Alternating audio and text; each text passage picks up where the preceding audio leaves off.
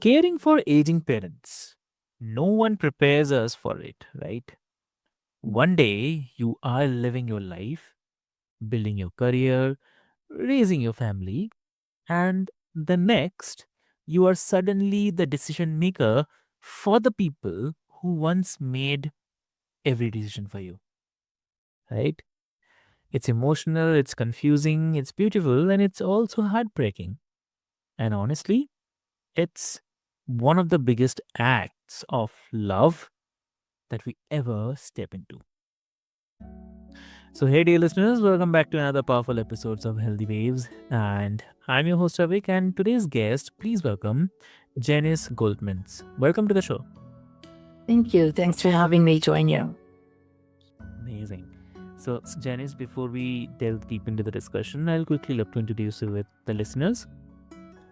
Dear listeners, Janice is a gerontologist, certified Jack Canfield trainer, presenter, facilitator, and someone who's lived this role personally and professionally.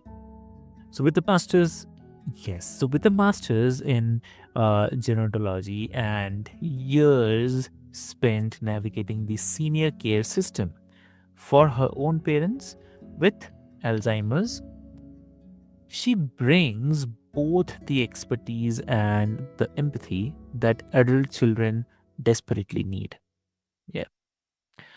And she believes that success comes from making sense of the complex, and caring for aging parents is all about as complex as it gets. And today, she will help us break it down with clarity, strategy, and compassion. And we can show up for the people that we love without losing ourselves in the process. So, why to wait? Let's get started. Welcome to the show again. So, Janice, caring for aging parents can feel like walking on the emotional quicksand, like the grief, guilt, confusion, responsibility. I mean, why is this transition so emotionally overwhelming for the adult children? I think aging for anybody, it doesn't matter if you're the older adult or if it's you're a parent or a loved one, seeing people change in a way that you're not used to. Sometimes it affects their ability to care for themselves or their self esteem, and it's hard to watch. And if it's happening to you, you don't always understand what's happening. You want to kind of go, well, no, this is temporary. This is not something I can kind of find a reason for whatever it is that's happening. And if it's your parent or loved one, to watch that from outside can be very, very challenging as well, because you're used to your parent or loved one being a certain way. And when you see those changes, you realize that things are changing for them and could very well change for you as well. Hmm, true.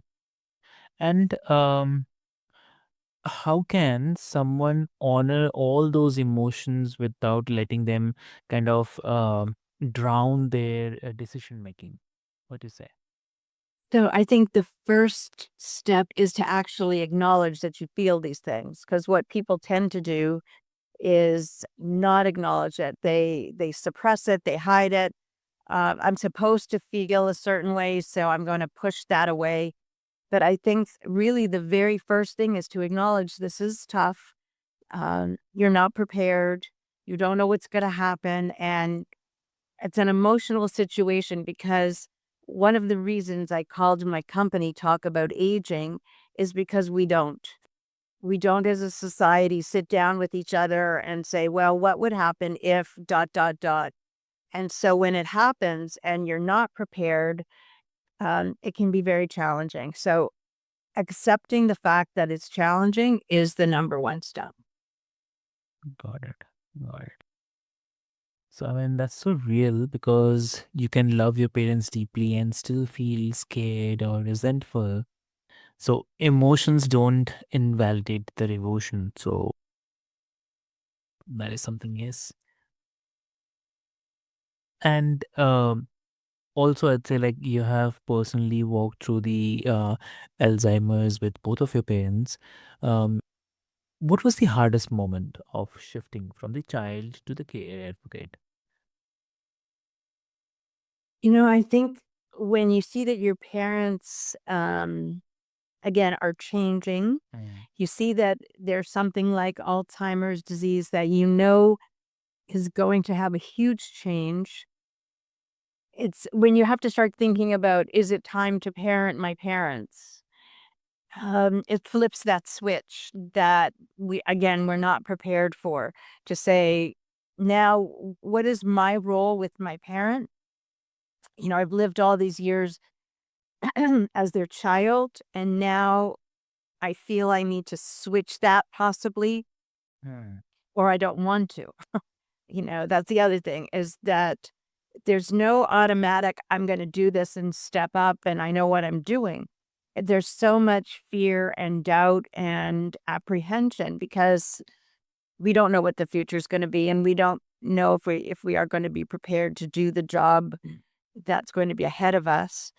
Mhm. And I think my biggest message to that is nobody does it perfect. I made Yeah. tons of mistakes and I'm supposedly trained, but I made lots of mistakes and I learned from those mistakes and I asked for help and I went forward and, apologized to myself, apologized to my parents for those things that weren't maybe the way I would have wanted, but it's it's it's hard when somebody says your parent has Alzheimer's or they have cancer or, um, whatever other diagnosis there is, and you're just Mhm. hit with a ton of bricks by it. Exactly. Exactly. And so like, what would you say to someone who feels guilty for stepping into authority when uh, they still feel like a child inside? I think that people think they need to do these things on their own. Mm. And that's why there's people like me who are out there to help. There are social workers, there are therapists, there are Mm. support groups. There's all kinds. If you find that you cannot get above it and you're just overwhelmed, there's a lot of support. And I think, again, we aren't taught to go and ask for help. We just think, this is my parent or my loved one. I've got to do this myself. And the other thing that I know you connect the mental and the physical is that we have to look at the toll that these stresses and challenges have on the physical health of of us as caregivers and as the person who's going through it, and be aware that if we don't take care of that mental emotional overwhelm, it does eventually become a physical thing, and then it becomes a bigger problem. Okay. Okay. And you have seen the senior care system from the inside, the agencies, the paperwork, the decision fatigue. So, what do you think are the three biggest mistakes that families make when navigating the care options? So I have a series that I call Should I Stay or Should I Go? Which really, I think people, again, having some resources to decide what is the best way to care for my parent or my loved one. Is it having them be at home? And if they're at home, what can I do? What are the resources? Who can help? What's there? If you decide that that's not the best thing, that you want to look at either retirement residence or long-term care, Mm. again, look into that. There's lots of criteria that you have to look at. You have to look at social supports, who's going to be closest to those parents that can oversee their care, whether at home or in a retirement residence or long-term care. What is your financial situation? Sometimes the financial situation makes the decision for you. Home care can be costly if you don't have insurance or some kind of plan. So you have to think, how can I make this work with the financial situation we're in? You want to look at the medical situation. What is the diagnosis today? What do you think it's going to be down the road? Is my Mm. house, if I'm living in a home or condominium or apartment, is this going to be adaptable if I need to make changes? If I need to be using a walker or a wheelchair, can we do it in this place? Do I need to be somewhere else? So there's all of these aspects of thinking how best to care for my loved one and how to make those decisions. The other thing about that is plans change. So you may think today, okay, we're gonna do in-home care, we're gonna stay here aging in place. And then something else happens, and then you realize, okay, now we have to make a different decision because now I can't, we're not able, or things are too advanced or whatever, or I don't have the proper support. So I think being open and realizing, I call it on course, off course. You think you have a course from point A to point B, and then something happens and you got to change, and then you got to try something else and something else, eventually to get to the end, which is always the highest quality of life for everybody. Got it. Got it. So, what's the one overlooked resource or maybe the mindset shift that instantly makes the process easier? I think what people overlook is that the way I deal with something happening isn't the way you do. Mm. Your expectation of I'm going to do what you do, I think is the biggest stumbling block in families. They have the expectation that number one, it's going to be a fair division of um, of tasks and caregiving, or that if I'm okay taking mom and dad, to the doctor, you should be, or if I'm good with handling the financial end, you should be. But that's not generally how it works. Somebody does something better than somebody else. And you have to look at that. What is your strength and what is your challenge? And how can you best take everybody who's there to help and give them the things to do that are going to make it easiest for them, easiest for the people you're caring for, and down the road. It's very different if you're somebody who has full-time work and you're not available during the day, as opposed to somebody who is either retired themselves or works from home or has more flexible hours. So there has to be a degree of flexibility and adaptability. Exactly. So, I mean, it's really cool because most families don't fail because they don't care, and they fail because the system is overwhelming and they are exhausted. So, uh, how can families create a shared care vision when everyone is emotionally charged? So, what do you say? It really It's tough, and as you said, the system itself is overburdened. So you go to your doctor, and your doctor has 5 minutes for you, and they give you a diagnosis, and then they walk out the door, and you don't have, enough knowledge to know what to do next.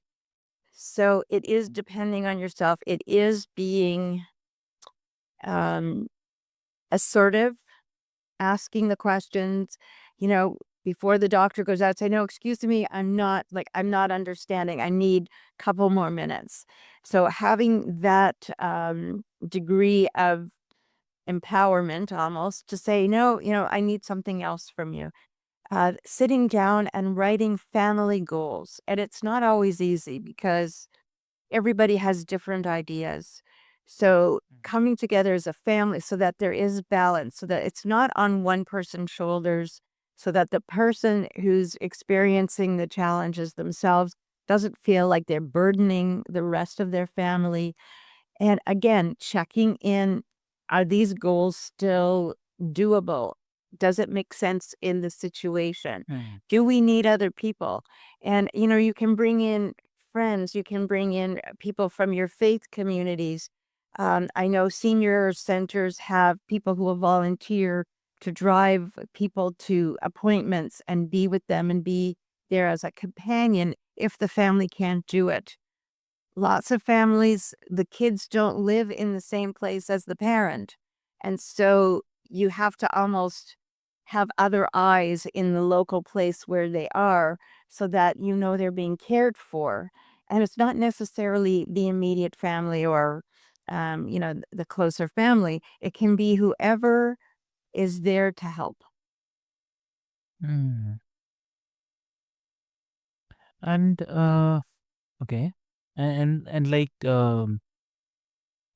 many adult children, they feel like they have to do everything themselves, like career, kids, caregiving. Uh, how can someone care for aging parents without sacrificing their own health or identity? It's hard. I will tell you, Yeah. because most people now, they have their own kids, they have their own relationships, they have friends, they have work.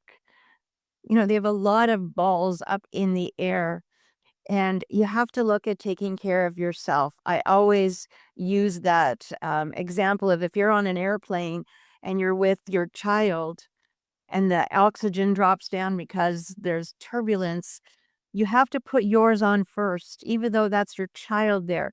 Because if you're not taking care of yourself, you cannot take care of anybody else. So, things to do with work, if you have a flexible work schedule, speak to your boss or your human resources and let them know what your situation is.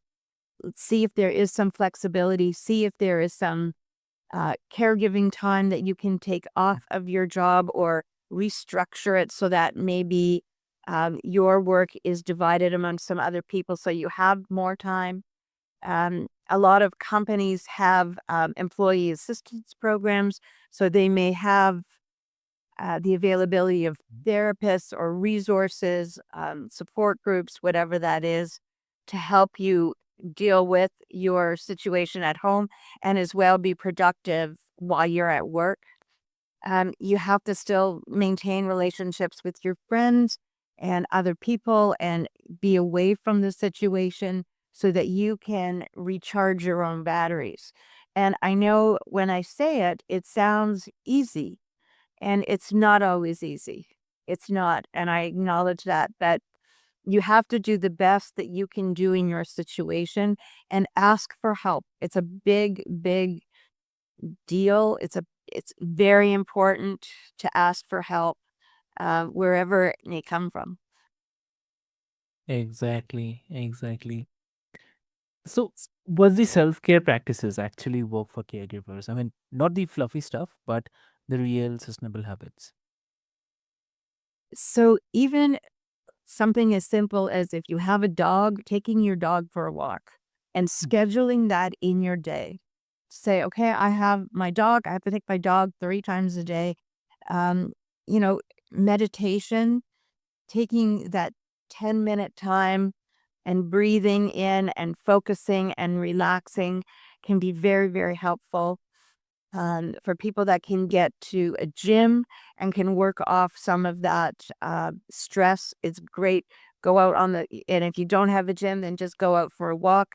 If you're living somewhere where the weather is not wonderful, find a mall, and do that. Read books, if that helps you. A lot of people feel better when they are informed about things that are going on. So, reaching out to resources, getting information. I really do think that knowledge is power. So, the more you understand about your loved one's situation, the less stressful that might be for you.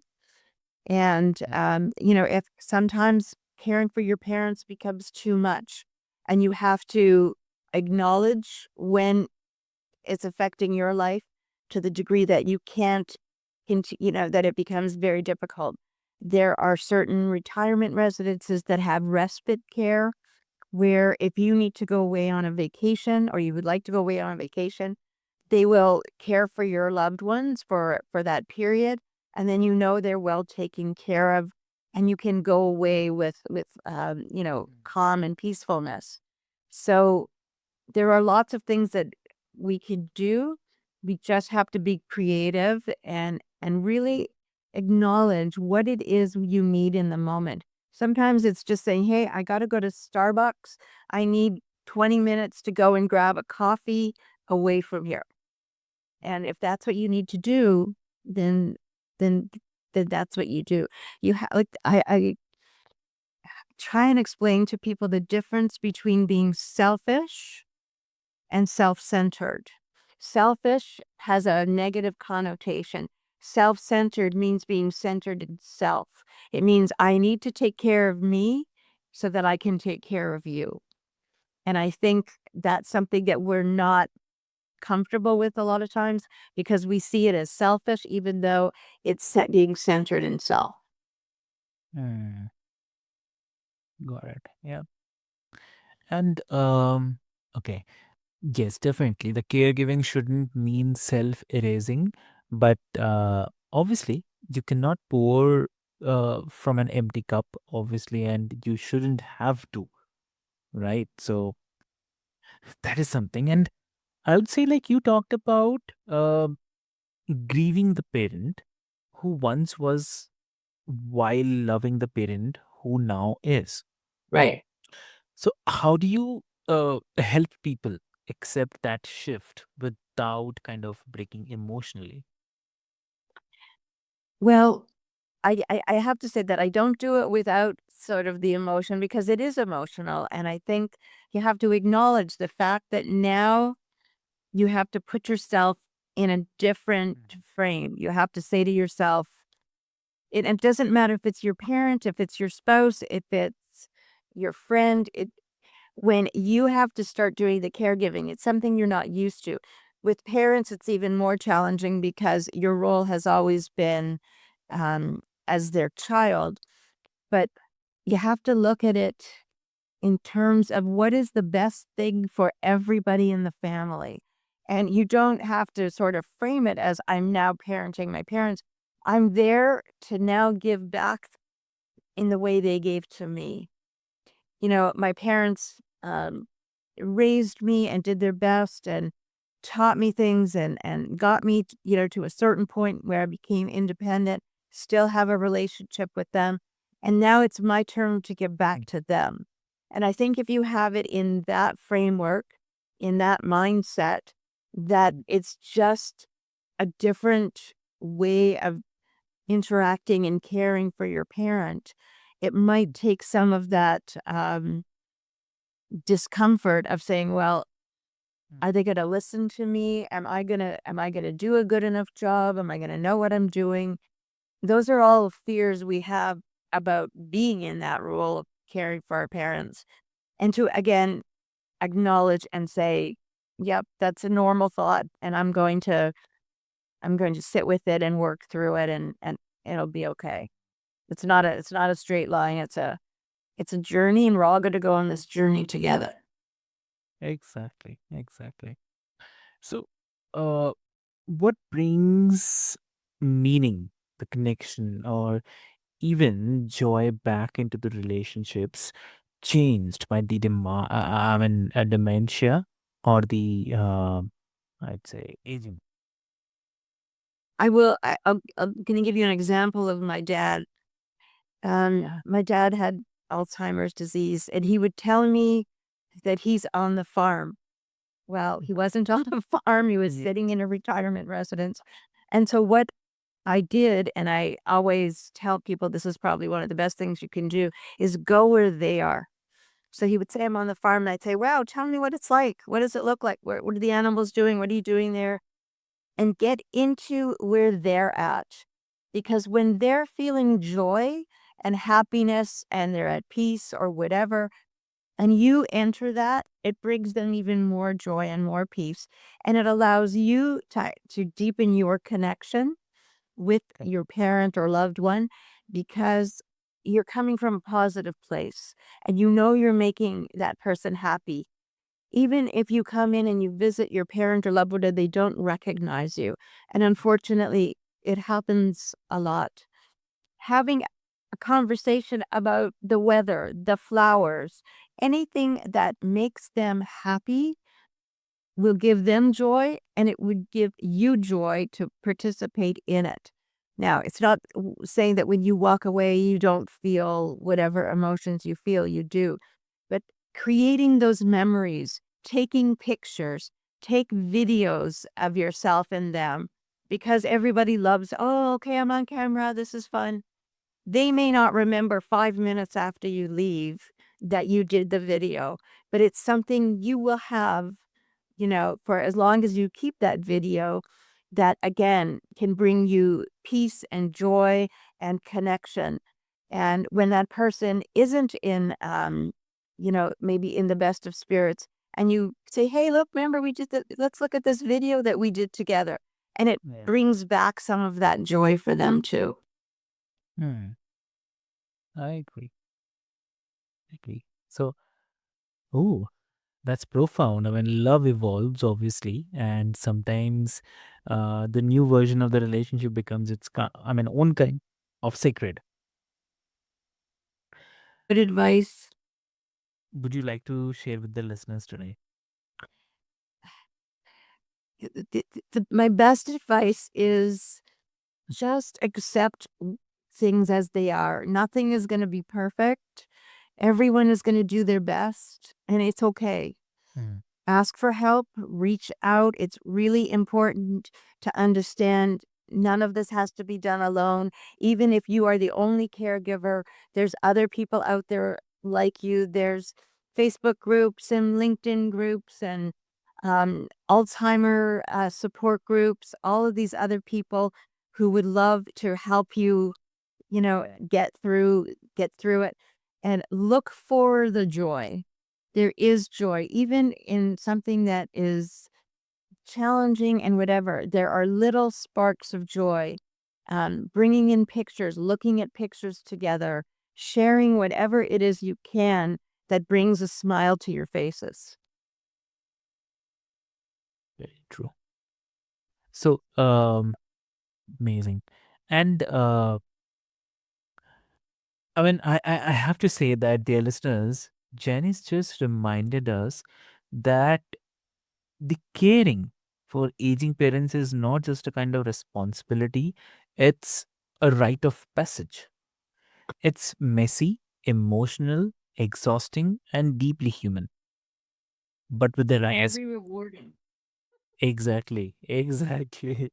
So, uh, but with the right support, the right knowledge, and the right mindset, it doesn't have to break you, can shape you. And I'd say it can deepen you as well. It can even heal you. So I'd say that if you are navigating this journey, know that you don't have to do this alone. Reach out to Janice, learn from her presentations and her expertise. Definitely will give you the clarity and confidence that you deserve. So, Janice, if someone wants to connect with you, what will be the great medium to connect? The best way to connect with me is either on my LinkedIn, and it's under my name, Janice Goldmintz.